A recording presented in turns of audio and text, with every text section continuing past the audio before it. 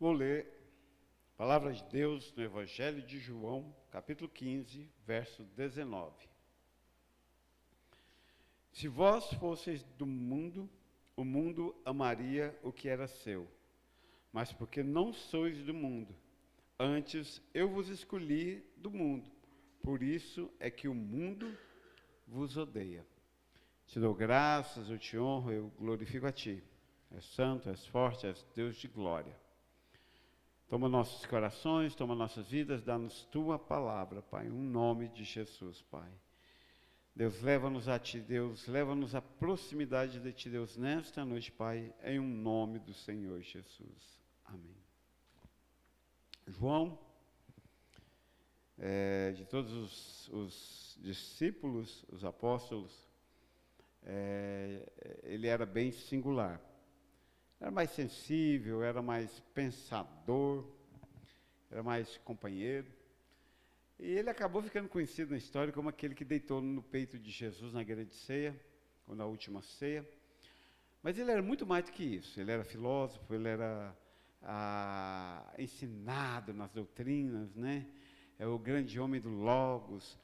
Mas tinha uma sensibilidade, tinha uma capacidade de pensar singular que o distinguia dos demais, dos seus dias.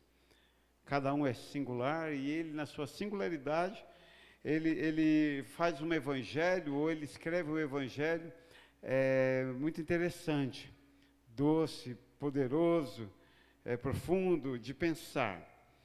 Aqui, especificamente, João nos chama a atenção para um fato simples e claro. Então, no fritar dos ovos, no bater do liquidificador do versículo, se você espremer ele, vai dar somente uma coisa: você não é do mundo. Nós não somos deste mundo. E aí, quando eu penso nessa coisa de nós não somos deste mundo, eu me lembro, né, e recentemente eu li num livro, e foi algo que me marcou muito por eu nunca ter conceituado. O fato de que Gênesis começa no capítulo 1, com um homem no paraíso, com a presença de Deus todos os dias na viração do dia. Que era a viração do dia? Me parece, alguns acreditam que quando o sol ia se pôr e a noite chegar, aquela viração do dia, Deus descia e botava em dia com Adão e com Eva todos os ocorridos. Era uma junção do mundo natural com o mundo espiritual, o mundo criado com o mundo espiritual muito forte. Então, o Gênesis começa com um homem no paraíso e com a presença de Deus sobre sua vida constantemente. E termina lá no 47, no 8 e no 9, aliás, termina no 50, no 26, com um homem dentro do caixão, sendo levado de volta para a terra prometida, sem a presença de Deus. E eu acho interessante essa história humana, porque isso é a história humana, começa com um homem, Deus, num lugar chamado paraíso. Termina Gênesis com um homem no caixão, morto, um homem na escravidão do Egito, num lugar chamado Egito, num lugar chamado caixão, em busca ou no retorno para a presença de Deus. E no meio dessa história, Jacó precisa chegar no Egito. E aí, agora sim, no Gênesis 47, quando ele chega, aí ele é apresentado a Faraó, e Faraó diz a Jacó. Vocês sabem o que Jacó, sabe o que Faraó perguntou para Jacó quando o conheceu? Quando ficou sabendo que ele era filho de José e o conheceu?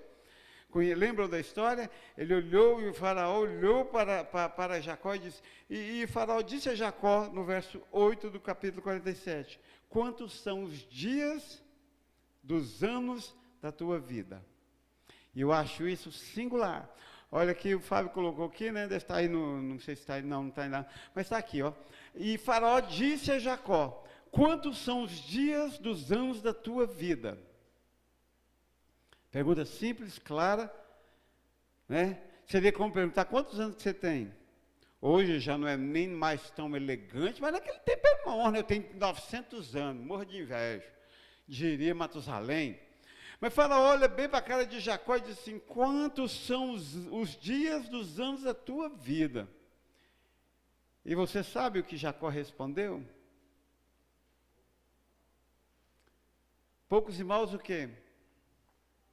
Agora você põe aí o 9, olha que magia é o texto de Gênesis. E Jacó disse a Faraó respondendo, os dias dos anos das minhas peregrinações são 130 anos. Poucos e maus foram os dias dos anos da minha vida. E não chegaram aos dias dos anos da vida de meus pais, nos dias das suas peregrinações. Qual que está o erro gramatical?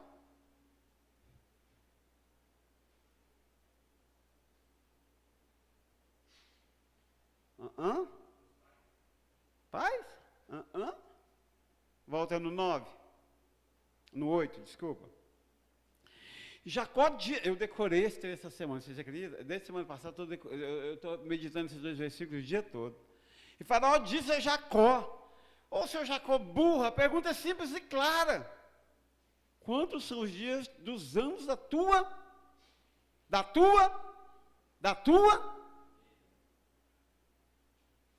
E aí no 9 ele responde. E Jacó disse a Faraó, os dias dos anos das minhas? Mas não foi essa a pergunta. Ó estúpido Jacó. A pergunta foi, quantos são os anos da tua vida? E Jacó responde, os dias dos anos das minhas peregrinações. Vida e peregrinação são completamente diferentes, não são sinônimos. Mas por que Jacó então responde os dias da minha peregrinação? Os dias dos anos da minha peregrinação são muitos, são poucos e maus, foram os dias dos anos da minha vida, e não chegaram aos anos nem pensados dos meus pais, que viveram 900, 700, 800, enfim, nos dias das suas peregrinações. Então, por que Jacó responde à pergunta, se Faraó pergunta, quantos anos você tem de vida? E ele responde, dos anos da minha peregrinação. Porque Jacó, de estúpido, só tinha um andado, porque ele era coxo. Porque Jacó sabia que ele não era deste mundo. Que nós estamos aqui num breve tempo de peregrinação. Todos nós, de uma forma ou de outra, somos peregrinos. Nós estamos aqui por um tempo determinado do dia do nosso nascimento e inclusive sabido por Deus, e do dia da nossa morte, que principalmente inclusive sabido, e eu particularmente como calvinista, creio determinado por Deus. Não morrerei um segundo antes do plano de Deus. Aí se eu sair ali e passar um caminhão em cima de mim, era o plano de Deus, eu vou morrer, não precisa chorar não, porque eu vou crer que Deus estava neste negócio. Porque nós não somos deste mundo, nós somos aqui peregrinos, aqui neste mundo. E aí João compreende isso de uma forma maravilha. Vocês não são do mundo, o mundo odeia vocês porque vocês não são dele. Vocês pertencem a um reino, a um mundo diferente. Nós somos do mundo espiritual. Ainda que vivamos aqui, nossas regras, nossos conceitos, nossos princípios são princípios espirituais. Então, nós somos peregrinos. Por que então que nós damos tanto pinote? Por que então nós empinamos tanto a carroça? Porque nós simplesmente nos adequamos, nos aclimatizamos com este mundo e vivemos aqui sem nenhum perrengue. O mundo não mais nos ofende, e foi assim com os judeus, e foi assim com Israel de Deus no Egito, por longos anos. O Egito simplesmente não nos ofendia. E nós estamos aqui aclimatizados, acostumados, igual ao mundo, nos esquecendo que nós não somos deste mundo. E um ponto, nós somos do mundo espiritual, e só iremos entender isso quando entendermos que nós não somos habitantes aqui, nós somos peregrinos, sempre seremos estrangeiros nesse mundo que jaz no maligno. E um ponto que norteia esse mundo do qual nós pertencemos, São diversos, mas hoje eu quero me ater a um. Quem sabe no domingo vou me ater a outros, mas hoje eu quero me ater a um ponto que norteia esse mundo espiritual do qual nós pertencemos. Nós somos dele, apesar de peregrinar sobre a face da terra, nós pertencemos a um mundo espiritual regido plenamente por Deus. E um ponto que norteia, que sustenta este mundo, é o ponto da autoridade espiritual. E o princípio dessa autoridade espiritual é a soberania de Deus. Em Hebreus 11:3 diz: pela fé entendemos que os mundos pela palavra de Deus foram criados. Pela palavra de Deus foram criados, por sua ordem, por sua soberania, por sua autoridade. Nós estamos debaixo de um reino onde a coisa mais melindrosa e delicada é a autoridade, principalmente quando ela envolve Deus. Temos exemplos clássicos que poderíamos ficar aqui discutindo e debatendo a noite toda, como por exemplo de Davi e Saul, que todos já conhecem, ali na caverna, quando Davi tinha toda a oportunidade de se livrar de Saul, já ungido rei, mas ainda assim, ele opta por respeitar os decretos de Deus, baseado na autoridade, soberania e domínio de Deus sobre todas as coisas. E o que mais nós podemos falar quando nós olhamos para a linguagem velho-testamentária ou neotestamentária, tanto faz no passado quanto no presente, como no meio da história? A gente vê Deus em sua autoridade, regendo e dirigindo a nossa história, a sua história, a história do seu povo, nos detalhes, nos mínimos detalhes, tudo debaixo da sua autoridade. A Aline, essa semana, leu em Ezequiel a queda de Satanás, era como um príncipe, o mais belo de todos, e foi lançado, enfim.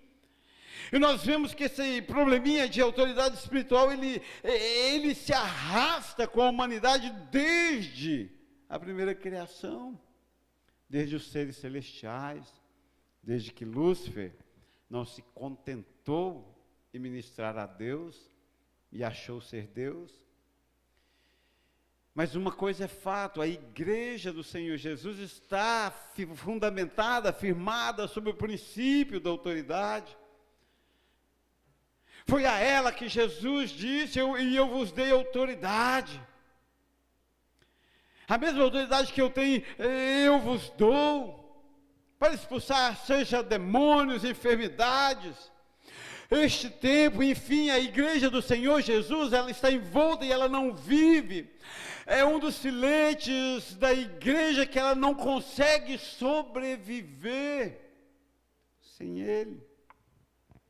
Se ela perde a autoridade de Jesus Cristo, ela cai. Contrapartida, ou na via de mão dupla, se ela perde a autoridade de sua liderança, ela cai. O lar, que é uma célula representativa da igreja, sem autoridade, ou se a autoridade enfraquece, ele cai, ele se desfaz. A autoridade, e a autoridade espiritual em particular, é aquela coluna mestra que sustenta a construção espiritual chamada igreja, que sustenta dos maiores vocações que Jesus deu aos homens, chamado ministério. Então essa autoridade espiritual, ela é vista nos céus, ela é vista, eu acho incrível isto. E é uma linguagem extremamente militar, mas eu amava, quando me converti, ler os Salmos, e principalmente, em específico, quando Jesus sobe aos céus e Davi vê os anjos superiores dizendo aos anjos: levantai, ó porta, as vossas cabeças, para que entre o Rei da Glória. Sabe, o reconhecimento de autoridade. Agora chegou definitivamente quem é Senhor de tudo. Levantem as vossas cabeças para que Ele entre. Eu imagino o céu para tudo, porque Jesus está passando. Ali borbulha, ali está efervescendo, ali está em chamas o princípio da autoridade, da soberania, do reinado, da glória. Então a soberania é o princípio pelo qual Deus criou todos os mundos. Pela palavra foram criadas. Pela palavra de quem? De Deus. E essa autoridade, então, ela precisa ser encontrada em nós de uma forma muito forte. Ela deve ser encontrada em cada ser humano filho de Deus, ou que se tornou filho de Deus, em Cristo Jesus. Porque se não sou deste mundo, e se pertenço a um mundo cuja força maior de sustentação é o princípio da autoridade soberana, e eu não percebo esse lance, no mínimo serei encontrado como rebelde, como alguém que anda fora dos princípios, como alguém que não entendeu, não é a minha vontade, mas faça-se a tua. Jesus Cristo foi o exemplo supremo, máximo, de reconhecimento de que esse princípio da soberania, da autoridade de Deus, ela se aplica inclusive ao próprio Deus. É Jesus dizendo ao Pai, traduzindo, é Deus dizendo a Deus. Agora aqui em pele humana eu sofro, está doendo, estou com medo, eu queria que não fosse, mas que não seja feita a minha vontade, mas a tua vontade. Percebe que o princípio da autoridade, ele se aplica inclusive a Deus? E é sabido de todos que ali, naquele momento único do lagar, do Getsêmani,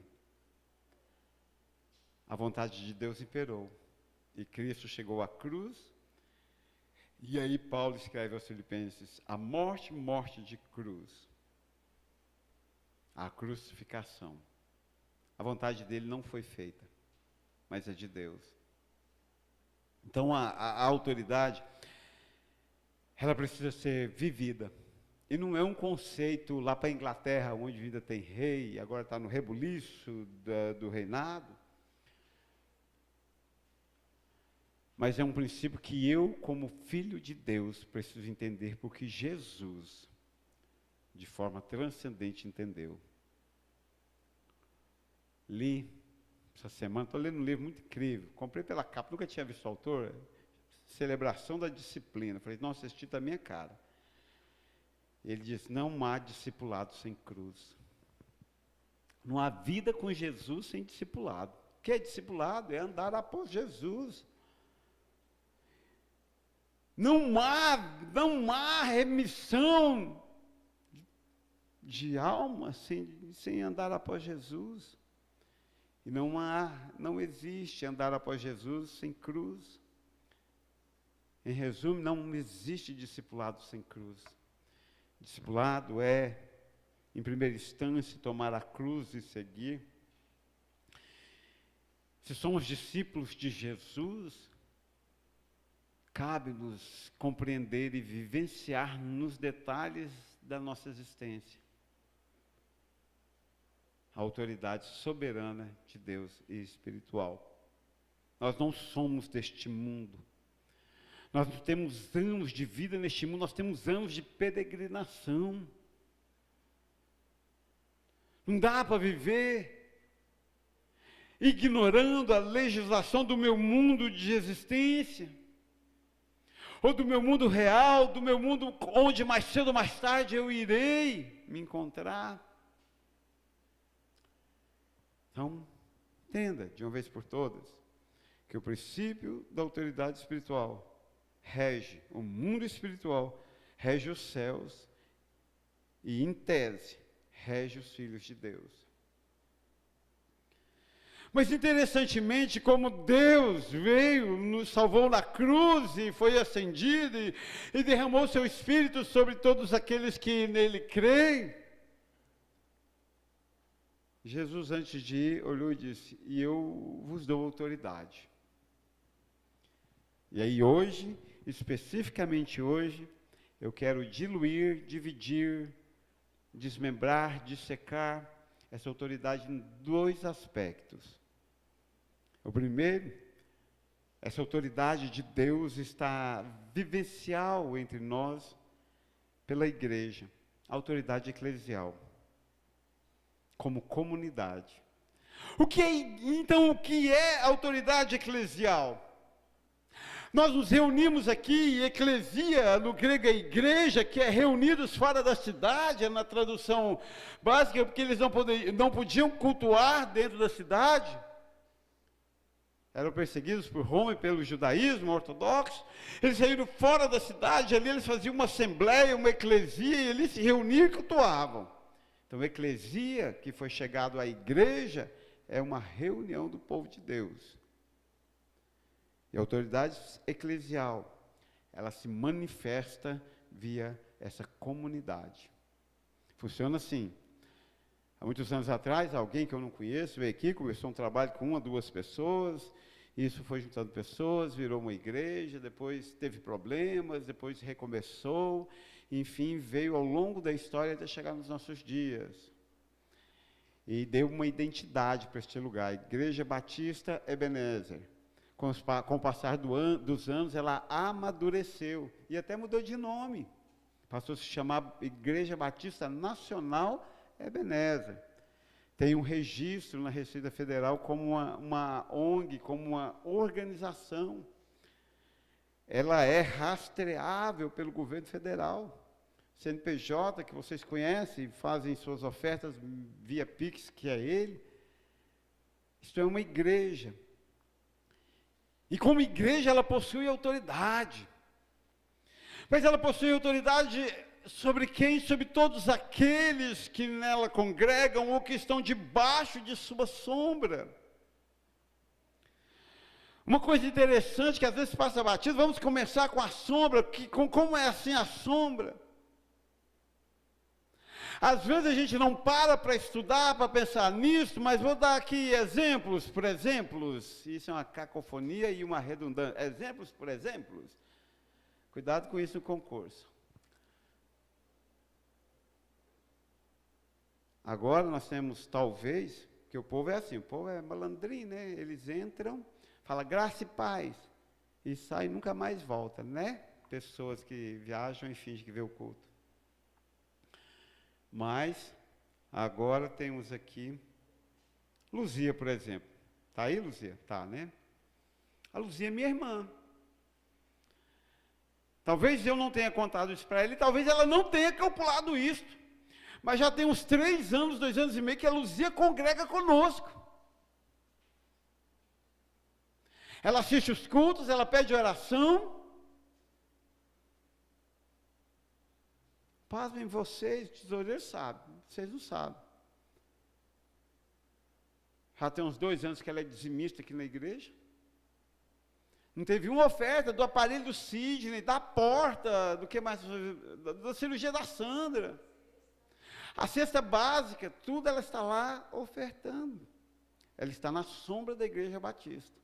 A Igreja Batista Nacional Ebenezer possui autoridade eclesial sobre a Luzia. Sabia disso, Luzia? A Cecília Pereira, a Livercina rompeu esse período e já chegou num outro. Não, ela é daquelas que ela está dentro dessa autoridade eclesial. Então tem esses que estão à sombra, todos eles. A Igreja Batista Nacional responde por vocês diante de Deus. Isso é bom e isso é ruim, viu, Luzia? Isso é bom e isso é ruim. Porque essa igreja que vai mal, se a gente larga de orar, larga de crer, começa a pregar heresia, enquanto você não rompe, não sai, não para de assistir, não bloqueia o canal do YouTube, vamos usar uma linguagem do mundo, você está recebendo essa energia negativa da igreja sobre você.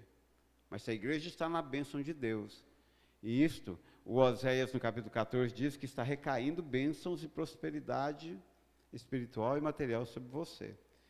Então, a igreja, ela tem essa autoridade eclesial de comunidade. Aqueles que estão à nossa sombra, os seus parentes, tem parente que não vem da igreja, mas que são ligados de alguma forma, aniversário, às vezes está lá, pede oração, enfim, está ligado.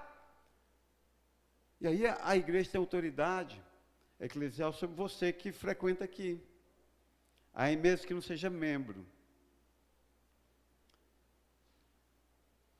Ela acaba tendo, e espiritualmente funciona assim, teologicamente funciona assim, ela tem autoridade sobre sua vida. Você que é membro, então, você está dentro do organismo, dentro do processo, e isso precisa ficar claro.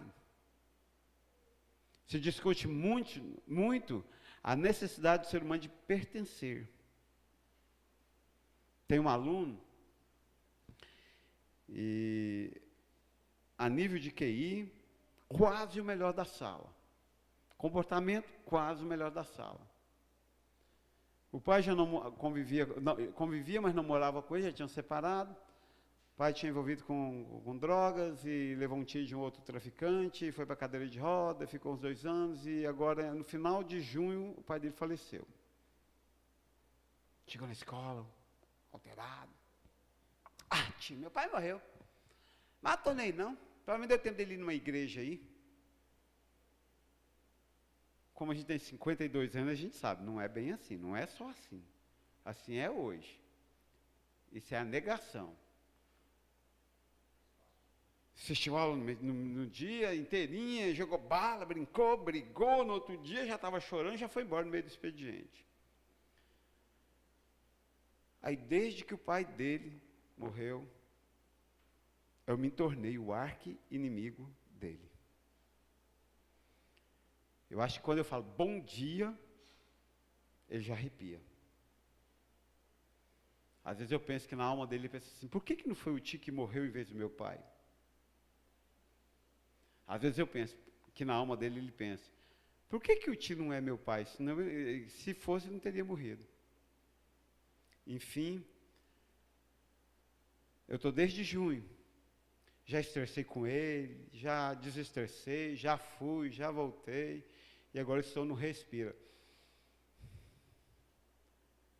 Mas ele fica das 7 da manhã, às 11h30, todos os dias, nessa busca de pertencer a mim, ou de repor a figura do pai dele. Enfim, nós temos essa necessidade de pertencer. E você pertence a uma igreja, você pertence a uma autoridade. Não é bom que você esteja em rebeldia contra essa autoridade. Não é bom para você que você use isso de forma errônea. Tá, eu sei que adolescente precisa desafiar. Ontem nós estávamos fazendo um curso de adoção, né? Fomos obrigados. O povo acha que a gente não faz nada, que a gente fez de curso em curso, né? Segunda, ontem, hoje já tinha outro outra área. Eu falei, não, agora vamos ter que optar. Mas estava fazendo curso lá, né? Obrigatório, então o juiz, né? Juiz vai discutir com o juiz? Não vai, né? Ele nasceu ontem. Aí, eu falei, ó, se você adotou, você saiba que adolescente vai te enfrentar. Ele estava contando lá. Mais cedo ou mais tarde vai virar para você, vai falar, você não é meu pai, vou embora daqui, né? Ele nunca fez isso, imagina. Aí o juiz fala assim, só quer saber se realmente você vai ficar com ele ou se você vai tacar o pé na bunda dele. Por isso que ele te desafiou. E aí tem aquele nosso momento adolescente espiritual. Eu vou tomar uma cervejinha, vou para o baile funk. Eu fui para o forró, né? Cada um vai no que gosta. Eu fui para o forró. Eu ia batizar no domingo, 9 horas da manhã. Eu cheguei em casa 4 horas da manhã no sábado, no forró da São Lambada. Lá no antigo clube de Bela Vista. Lembra, Luzia, onde era o clube lá? Agora é uma praça, né, lá no Lagoa, mas tinha um clube, tinha forró. Ainda cheguei na cara dura e falei, pastor, quer me batizar? Mas eu dancei forró até 4 horas da manhã. E quer escândalo maior? Foi a irmã aqui da igreja, que já é batizada há muitos anos, que me chamou para ir numa forma, a tia Aninha. Que depois nós fomos até seminaristas juntos. Mas, enfim, aí nós vamos pagar de adolescente espiritual e se rebelar contra a igreja. Mas saiba, não esquece não que você está debaixo da autoridade da igreja. Todos vocês pertencem a essa autoridade. Essa autoridade é chamada de autoridade eclesial. Então, a Igreja Batista Nacional Ebenezer tem por obrigação cobrir você espiritualmente. Eu disse que ia falar de 2 lances dessa autoridade que foi dada a nós hoje para a nossa convivência até o dia do juízo. A primeira, a autoridade eclesial. E Mateus escreve assim no 16, capítulo 16, verso 19. E eu te darei as chaves do reino dos céus, e tudo que ligares na terra será ligado nos céus, e tudo que desligares na terra será desligado nos céus. Eu fiz uma pesquisa, mandei para o pastor Carlos. Aqui ele está falando da igreja? Pastor, claro, Pedro já morreu, não está aqui entre nós hoje. Mandei para o presidente da convenção. E aí, está falando da igreja? Ele simplesmente me ignorou e até hoje não respondeu, mas eu mandei. E fiquei nessa busca. Definitivamente, essa autoridade aqui foi dada à igreja. Então, você pertence a uma comunidade. E você está debaixo dessa autoridade eclesial. Todos nós, todos vocês, de igual forma. É uma autoridade milimetricamente medida. A igreja, do mesmo tanto que tem autoridade sobre o Iago, tem sobre o Onan, tem sobre a Vitória, tem sobre a Maria Eduardo, tem sobre o Fábio, nesse nível eclesial, é repartida, inclusive você que nos visita, é repartida de igual forma. A bênção da igreja, a herança da igreja é repartida sobre vocês de igual forma. Mas o segundo aspecto é a autoridade pessoal. Então, a autoridade eclesial, ela se dá na comunidade. A autoridade pessoal, ela se dá no discipulado, no ser discípulo. E aqui ela muda totalmente todas as direções da ideia. Então, todos vocês estão debaixo da autoridade eclesial? Sim. Todos vocês estão debaixo da autoridade pessoal? Não. Aqui é onde há uma separação de 12 discípulos formando uma nova ordem mundial. Eu acho isso interessante, 12 discípulos formaram uma nova ordem mundial, uma nova igreja. Aqui eu acho espetacular, e Mateus no 18:12 diz, que vos parece? E eu tive que pensar muito sobre isso, né, e nessa autoridade pessoal, nesse discipulado, nessa diferenciação. Então, que diferença tem? Eu usarei um exemplo aleatório da minha autoridade sobre o Onan e sobre o pastor José Deus. Qual é a grande diferença? Qual é o lance dessa autoridade? Então, ele está debaixo da eclesia. Eu, como ministro dessa eclesia, dessa comunidade, assopro sobre ele. Ele está debaixo da eclesia, mas também está debaixo do meu ministério, do meu cajado, minha direção, do quesito espiritual, é claro. Que vos parece? Se algum homem tiver 100 ovelhas, e uma delas se desgarrar, não irá pelos montes, deixando as 99 em busca da que se desgarrou? Mas espera aí, os teólogos mais afoitos diriam, mas isso aqui está parecendo demais, que é a autoridade eclesial, é papel da igreja. Sim. E é papel do pastor, sim. Mas eu queria chamar a atenção, não necessariamente para trancar as 99 no aprisco. E eu vou dizer uma coisa para vocês, põe uma pulga atrás da sua orelha, quem ficou vigiando as 99? A Bíblia não diz. O que eu sei é que o pastoreio de ovelhas era um trabalho solitário. Eu acho que ele não tinha um copastor. Ele não era privilegiado. Por que será então que ele trancou 99 e foi atrás de uma? Você já ouviu falar assim? Você já viu alguém falar assim, pastor, parece que gosta mais do fulano do que de mim?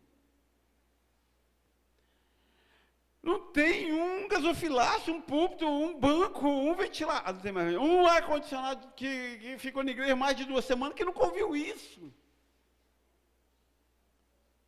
Sim, meu querido, às vezes a gente tem que trancar as 99, eu fico horrorizado, perplexo, quando eu ouço a Elaine falar que deixa os meninos dormindo e vai para a academia.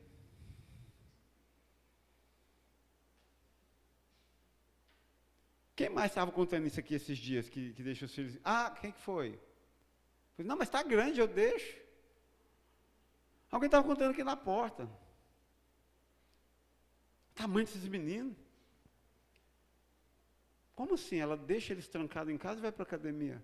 Uai, eu só ponho um aprisco que vou procurar aquele que estava perdido. Isso é autoridade pessoal. Aí eu fico a imaginar nesse texto dele ir atrás, não é... Primeiro isso, ele deixou ela sozinha. A priori, até que se prove o contrário, não tinha ninguém olhando as 99. Em segundo lugar, não foi um mero buscar. O Evangelho pincela e mostra que ele a trouxe em seu ombro e curou suas feridas. Existe um curar de feridas coletivo. Esta noite estou curando feridas com essa palavra. Existe um curar de feridas pessoal, de pôr no ombro. Então, dentro da autoridade soberana de Deus, da qual rege esse mundo do qual nós pertencemos, porque nós não somos deste mundo, e no mundo espiritual ao qual Ele nos resgatou e nos levou, se firma na autoridade. E aí eu fico imaginando, então, não é nem o fato dele ter trancado as 99, que era muito mais do que uma. Vocês querem saber como é que Satanás trabalha? Hoje nós dizemos o contrário. Mais vale um pássaro na mão do que 2 voando. Mas o texto bíblico diz que mais vale uma perdida lá do que 99 trancada.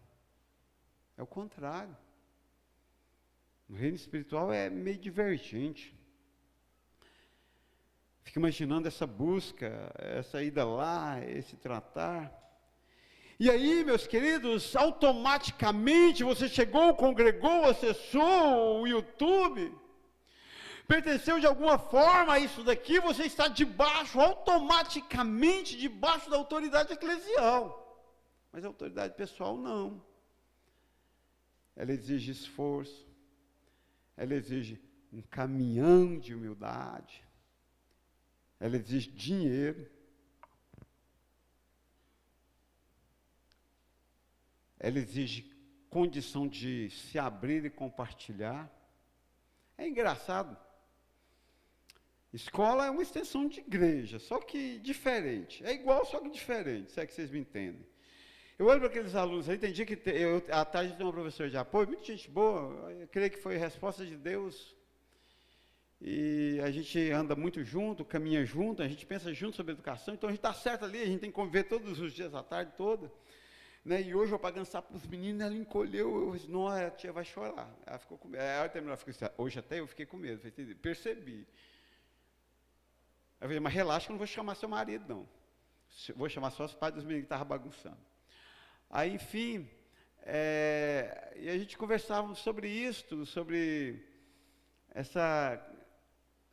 esse melindre, essa condição de ser educado, de ser dirigido, de ser tratado. É tão difícil, e nós conversávamos sobre a dificuldade que cada criança tem em ser tratada por causa de suas enormes, profundas e arraigadas dores de rejeição, de ausência paterna, de ausência alimentar, enfim, de tudo. E às vezes aqui eu chego e olho e vejo vocês todos e cada um carrega, aliás o poeta secular cantou, né? Cada um sabe a dor que traz dentro de si. Vai acaso vai, né? Então, enfim. Mas cada um sabe a dor que carrega dentro de si. E eu olho para vocês, é isso, é dor. É dor. Você ter sido rejeitado um dia, você ter sido preterido um dia, ter sido largado um dia. Enfim. E aí, nós não damos conta dessa autoridade pessoal. Porque nós já estamos tão machucados que, como assim uma pessoa, né? Eu compreendo, tem hora que eu olho para o espelho e eu digo a mim mesmo, eu não gostaria. Tem dia que eu não gostaria de ser ovelha minha mesmo. Não é fácil. Agora, uma coisa interessante, que é o que eu queria elucidar nesta noite. A autoridade eclesial, você gosta ou não, ela está sobre você. Você pertence. A não ser que você faça como tantos. Não quero pertencer mais aqui. Não vou pertencer a lugar nenhum ou vou pertencer a outro aprisco. Mas a autoridade eclesial, ela é automática. É crédito pré-aprovado. Você não precisa fazer esforço nenhum. Agora, a autoridade pessoal, discípulo, não é assim. Exige dor, exige ser confrontado, exige... Eu me lembro há uns 20 anos, uns 18, 15, sei lá, 20 anos atrás, muitos anos atrás, eu ainda era novo ainda. Nos primitivos do discipulado aqui na igreja, uma pessoa, eu preciso fazer discipulado. Eu falei, vamos, marquei antes do culto, chegamos, sentamos, eu, sim, diga, fale da sua vida, o que está pegando? Ela, não, eu vim aqui para você falar de Deus para mim, não vou falar da minha vida não, discipulado falar da minha vida, então não quero isso não, levantou, foi embora, e nunca mais veio fazer discipulado. Aí eu expliquei, não, falar de Deus para você eu falo todo domingo na hora do sermão e toda quarta quando eu prego na hora do sermão, na escola bíblica quando eu prego. Isso é o automático. Agora o pessoal você não precisa estar debaixo dele, não necessariamente. Lembra quando eu falava no passado, talvez não com essa explicação calma, bonita e eloquente como hoje, mas eu dizia assim, eu não sou pastor de todo mundo, sou pastor da igreja. E não é da sua igreja, é da igreja que você frequenta. De cara você não tem igreja. Eu amo.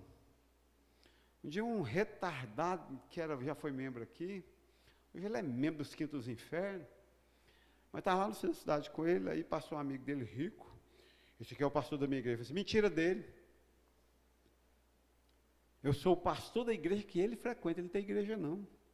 Está lá escrito seu nome na igreja lá na parede? Está não, a igreja Batista Nacional Ebenezer, a igreja de Jesus. Sou pastor da sua igreja não, meu querido. Sou pastor da igreja que você frequenta.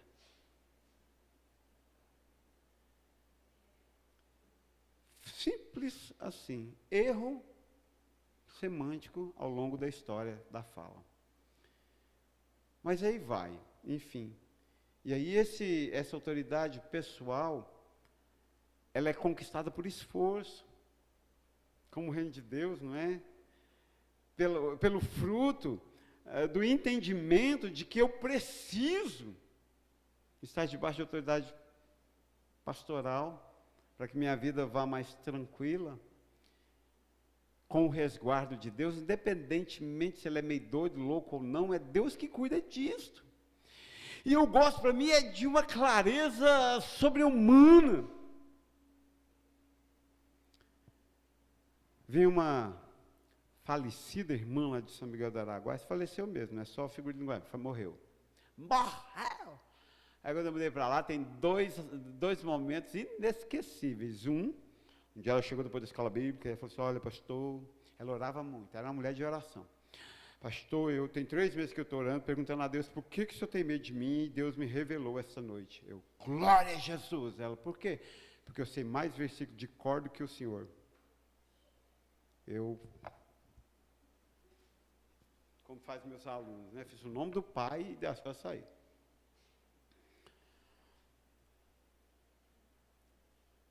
Passou uns 4 meses, eu acho que dessa vez ela orou e jejuou. Aí ela chegou, pastor, eu estava orando, eu orei, venho orando, e Deus me falou, eu diga de novo, irmã. É que Deus me mostrou que o senhor não se comporta como crente. Eu, por quê? Você veste essas roupas, você usa pulseira, você anda de óculos escuros na rua. Eu tive que ouvir isso. Eu falei assim, irmã, a senhora errou, a senhora está pensando, A senhora estava orando era pelo filho da senhora, que é drogado, vagabundo, de rua, que nasceu dentro desta igreja, e que saiu desta igreja. A senhora estava orando era pela sua filha, que hoje é prostituta nessa cidade, que nasceu e cresceu dentro desta igreja, mas se perdeu porque não soube se submeter a Jesus. A senhora estava achando que era por mim. Vamos fazer o seguinte, tem uma revelação pelos seus filhos, quando der certo lá, aí a senhora tem uma por mim, eu estou bem, obrigado. E foi lá, nesse dia, que eu aprendi.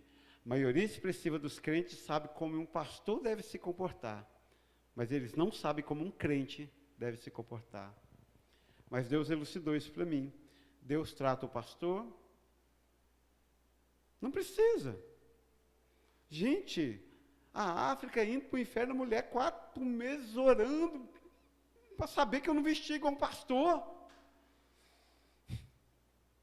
Isso eu chamo de desperdício de oração. Mas o fato é, essa autoridade pessoal, ela não é obrigatória.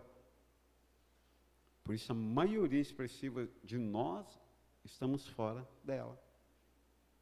Vivemos fora dela. Também, eu vou te responder assim. Quem aqui ganha salário mínimo? 1.212. Está todo mundo bem. Nós temos 2 pobres. A Aline e a Vitória. Estuda, minhas filhas, passa concurso, faz qualquer coisa. Só não vende droga. O Walter White resolveu fabricar droga para sair dessa. Mas, vocês sobrevivem? Anda, está bem arrumadinha, as 2 têm moto. As 2 vivem postando make de maquiagem cara. Vocês, então, como diria, vou falar na linguagem de vocês que ganham salário mínimo. Vocês vivem até bem. Amigo, quando você está só debaixo da autoridade eclesial, essa automática da igreja, você vive até bem. Você pelo menos sobrevive. Agora, quando vocês 2 saírem dessa vida, arrumar um emprego para ganhar 10 mil, meninos, vocês não têm noção que vocês vão poder comprar. Mas vai ter que ralar. Estudar, passar no concurso. É esforço. Então, viver na autoridade eclesial é viver com salário mínimo. Vai, viaja, não fala nada não. Vai, compra, casa, descasa, casa de novo. Em tese, você não tem obrigação nenhuma de procurar pastor. Você pode viver com seu salário mínimo, feliz da vida, e dá até para fazer uns make de vez em quando e pôr no history do Instagram. Agora, quando você tem um salário melhor, você tem que se esforçar mais. Entretanto, todavia, você vive mais. A autoridade pessoal do discipulado, essa de ter alguém para te buscar e te trazer nos ombros, é privilégio de alguns que pagam preço, que se levantam e buscam, e entendem que não são deste mundo. Se tem um trem que não dói mais no meu coração, é ver você vivendo como se fosse deste mundo. É ver sua casa, seu marido, seus filhos, vivendo como se fossem deste mundo. Porque o Senhor Jesus me libertou e me encontrou. Que o que eu não posso é deixar essas portas fecharem. Que o que eu não posso, hoje, eu tinha uma convocação da prefeitura para 7h30, 19h30, a Flávia deve estar lá, para estar num curso com a psicóloga lá no Centro Cultural. Amanhã eu vou sofrer o ônus. Não fui.